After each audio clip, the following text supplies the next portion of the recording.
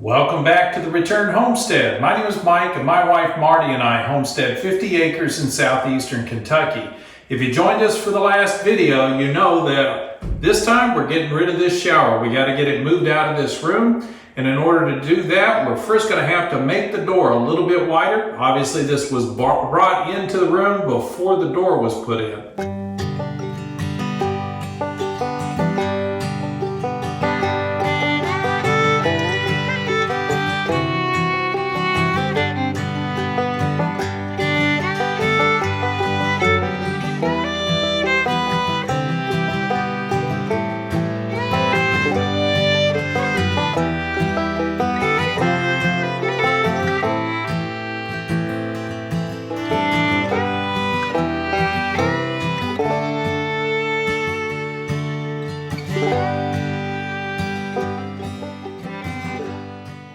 We managed to get the headboard completed on the wall where the closet used to be, and we're starting to clear the floor up so that I can lay out framing for the rest of the walls.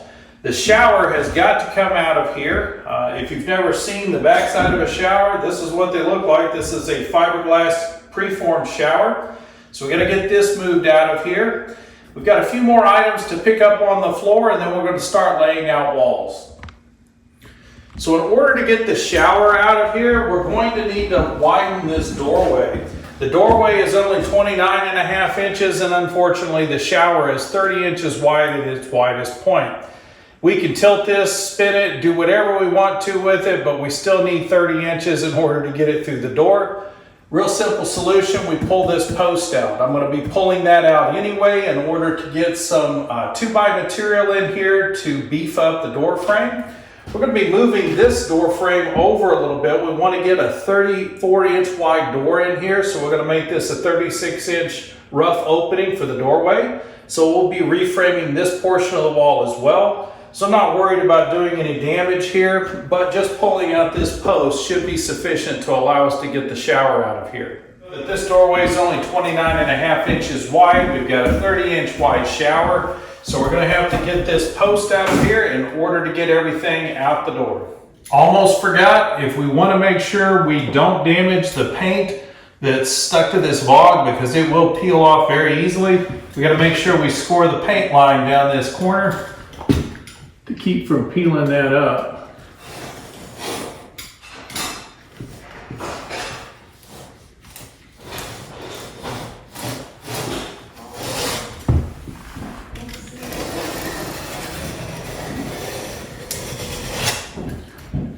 Do that on the outside of the wall as well.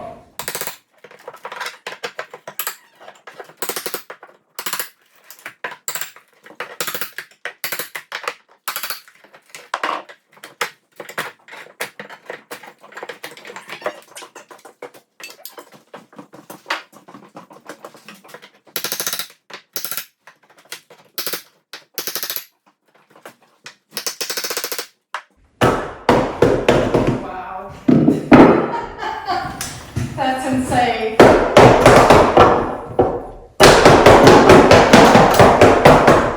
You got trim on top. Yep. Right off with it. If you don't cut this door, this over here, see? Yeah, cut this. Yeah, but that trim, when you pull that off, that trim's gonna peel off.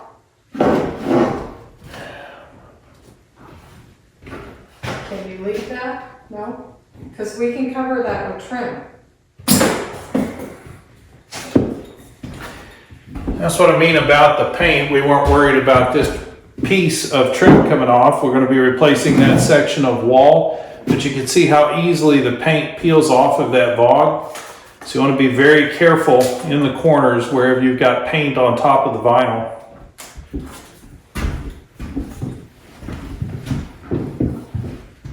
This piece up top.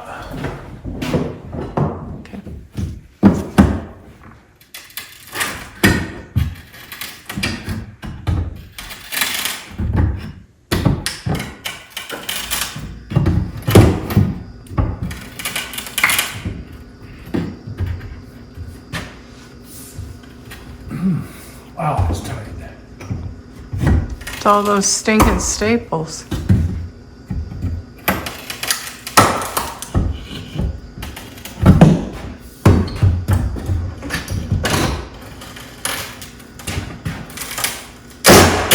Wow.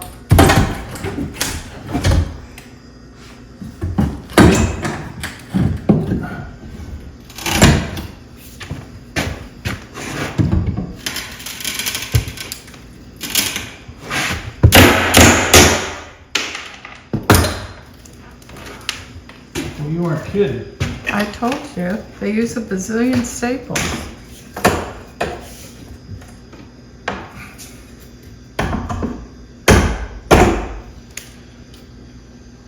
Just so you know, the proper way to build a header is with at least stacked 2x4s, so two 2x4s together. This is not the way to do it. In fact, the best header you can get is to lay your 2x4s on their side with a 1/2 inch piece of sheeting in between the two. That'll get you a nice solid header that's extremely strong. This was just held up with as many staples as they could shoot into the blocks. Does have those weird nails in. Huh.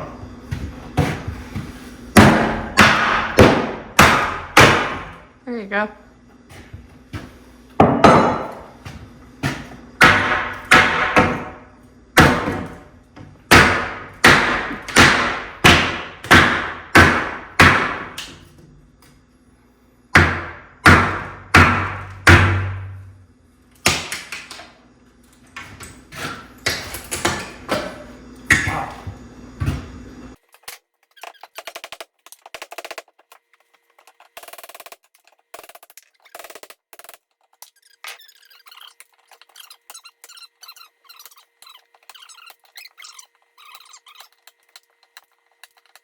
Just taking the time to clean these up because I do want to slide that shower out of here. I don't want these catching on top of the shower. We're gonna repurpose it. Yeah, we're going to reuse that shower, and I don't want to damage the fiberglass.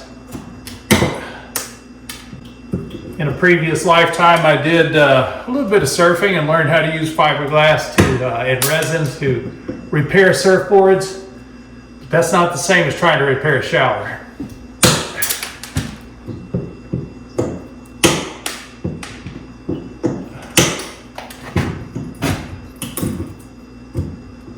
So when we get this shower out of here, we're going to store it in the barn temporarily, but it will eventually get installed in the guest bathroom in the other house to replace the broken tub in there.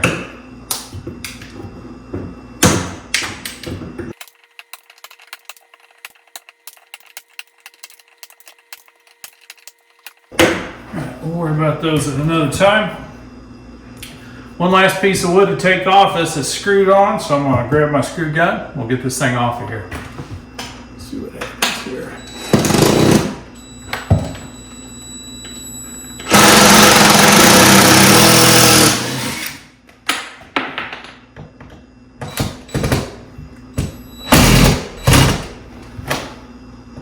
They put them in at all different angles.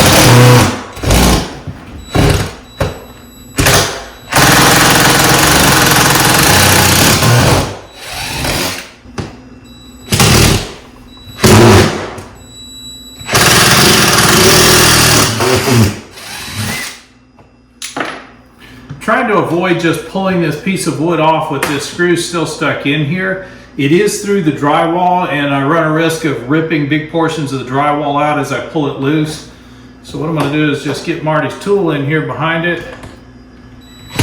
See if I can get enough rubber down on it. Get it on back out of the wood. That tool rules. That's the best tool ever, guys. I'm serious. There's not a day that goes by that we don't use this tool multiple times for many different things. You know what I'm most impressed about? Is it doesn't have a scratch or a nick anywhere in the blade. Considering all the things we pry loose with it, I would have expected this to be all chewed up by now. Probably have to take the faux header down. So that's part of that truss that we left up above the bed. Oh, gotcha. So I think I'm going to try to leave that in place. Okay. Where are we still connected here? This is screwed. Yep.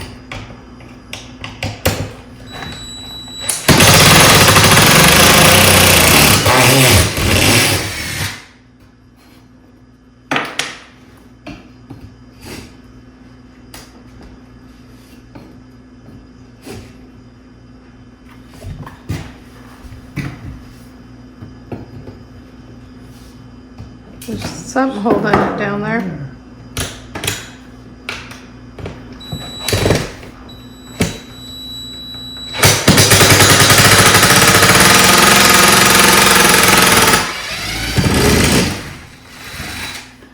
That looked like a knot in the wood. I didn't even know there was a screw in it.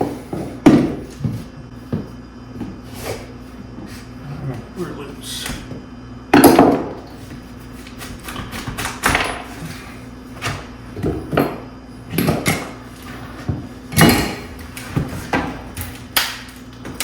Don't want to splinter that up too bad.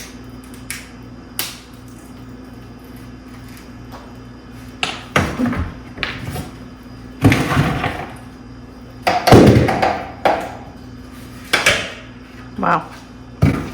I got it. I'll touch wood without gloves. Too many splinters. Yeah, Marty's right. It's always a good idea to wear gloves while you're working with wood, especially old wood that has screws and nails sticking out of it. The only reason I don't have gloves on is a grinder actually took a chunk out of my finger the other day, and the hand won't fit inside the glove. All right, we should have an opening now that's big enough to get this shower out of here. So we're going to clean up this destruction mess here a little bit, and then we'll get this shower pulled out of here. Normally attempting to move something this large, I would use a hand truck or some sort of a furniture mover underneath it to make it easier to maneuver. Whenever you can, take it easy on your back, shoulders, knees. Don't drag things across the floor. You want to use leverage wherever possible. This is not exceptionally heavy, but the size of the thing makes it very difficult to move. But we've got limited headspace in this doorway and also limited width. So we're definitely wide enough to get it out now, but I don't want to be banging up the walls trying to get it out of here. So we're just going to move it nice and slow, see if I can drag it through the door.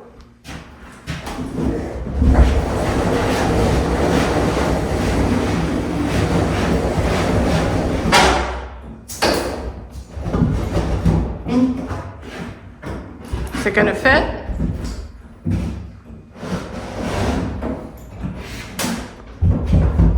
It's a bit of a tight squeeze.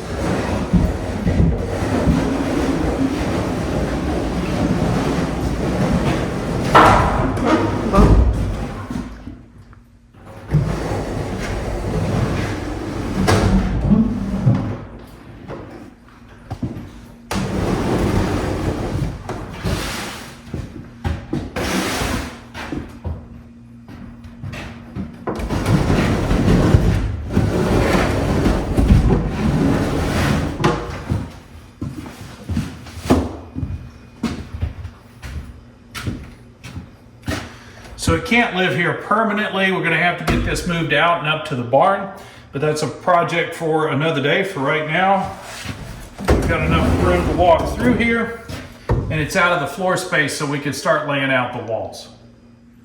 Well, to get the shower built in the corner where we were talking about, it's going to require me to do a significant amount of replumbing. Not one of my favorite tasks. As we started to measure things out, the framing was getting very complicated for where everything was going to go. It's just going to be one of those projects, or maybe there's a better way. This is where the shower was originally. Our problem with the shower was just that it was narrow and small. It was very constricted. Gross. Gross. It felt like climbing into a coffin in order to take a shower.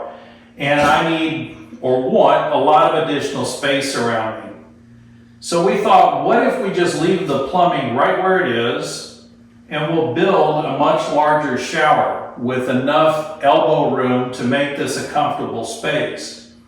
We'll keep the same 36-inch wide format, which makes it easy to buy an off-the-shelf shower pan that we can simply install over what's here. We need to make one small adjustment to the height of the drain, and that's all we need to do in order to get that shower pan in place. And we'll build a large bench down this side of the shower to increase the width of the shower, giving me more elbow room without actually increasing the width of the shower pan. That's going to save us quite a bit of money, also save me having to do any plumbing because we can build that wall back right over the top of the existing vent and supply lines. So that's a much easier solution for the shower, but that puts the shower right where we were going to put the closet. Well, putting the closet here was becoming problematic because it's right in the doorway. And trying to bring things in through a very tight and narrow space and then directly into the bed would have been complicated. A dresser or even a medium-sized piece of furniture would have difficulty coming into the room. With the shower here and the bed over there, we've got a nice walkway that allows us to come straight in. We've opened up a wall space on the outside of the shower where it will be easy to place a dresser. So I think overall, this makes much better use of the space and much better use of the existing plumbing. As far as where the tub was, where we were talking about putting the shower, it's easy enough to cap off all of these supply lines and the vent and the drain and make this the closet. We'll end up with a much larger space. It's about 5 by 5. That gives us hanging racks on either side of the space. We can build a built-in that goes to the ceiling on the back wall with either cubbies or drawers. Like we did in the depot. Just like we did in the depot. So we'll be able to put the shelving unit in the middle, clothes on either side, and this space will be extra large compared to what we were building. Yeah, we'll see if we can find some pictures from that closet. That was another space that was really weird. It was hard to work in, and we were limited. The place where the closet went was defined by other spaces on that floor, and we really couldn't do anything to make it any wider. So we had to accommodate that space to our needs, but here we get to build exactly the space we're looking for. We've got a nice wide door here, another wide door right there for entering into the bathroom. Our vanity fits very nicely with about a foot of play on either side of it, right on this wall. We will still have to build that pony wall out, but we were expecting to do that anyway. And then we'll just rebuild this wall for the vent stack for the toilet. Rather than installing a door, we'll just leave it open as it is, just rebuild this wall to cover the vent. And then the shower door would be right here. So access to the plumbing from outside of the shower, and then you can easily step into the shower from there. What do you think, Con? Does that make more sense? It does. And then the door for the closet will go right there. Yeah, so we've got all of our access points covered. We only need to build 1, 2, 3, 4 walls in order to make this all happen. Which is much easier. Yeah, that's much easier. The doors fall in very regular places. They make sense where the openings are. Everything just fits. So we're changing plans midstream, and that's the way it goes when you're doing a remodel. Unless you go out and hire an engineer who locks you down to a specific drawing. Now he'll adjust it as you look at the drawing, but the only way we saw this was to start putting tape on the floor. And we've looked at a lot of engineering drawings over the years, but understanding how it fits into the space is very different on a piece of paper than standing here in person. When we put the tape down on the ground, we can imagine being in the shower and what that's going to be like. 36 inches for the shower pan is plenty wide, but the extra room with the bench on this side gives me lots of elbow room. I'm not going to be bumping into the shower door or feeling like I'm falling into the outside wall. This is going to be much nicer. Yes, plus our plumbing's inside a heated area. Yeah, it keeps all of our plumbing on the interior walls. We don't have any water going up the exterior wall, except perhaps for the toilet, but we haven't had any problems with that yet. I actually think that supply line comes directly up from below the house, which is why it doesn't have any issues. So that was a big change. It did take most of the day to get us to making these decisions and getting everything laid out on the floor, but I'm sure this is going to be a much better layout for our master suite. Thank you for joining us here on the Return Homestead today. If you haven't subscribed yet, please go ahead and do so. Hit that bell icon so you don't miss any of the succeeding videos in the remodel. Hit the like button while you're in there, and we'll see you next time.